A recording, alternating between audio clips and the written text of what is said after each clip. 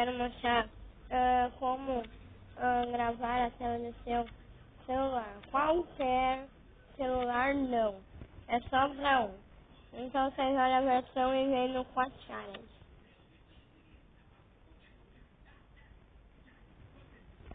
E aí você vem pesquisar, escreve.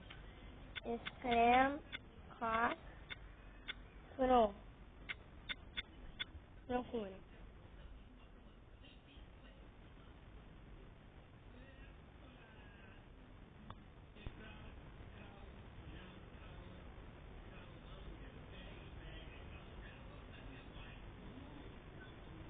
Calma aí, galera. Ai, meu Deus. Eu não sei porque não tá carregando.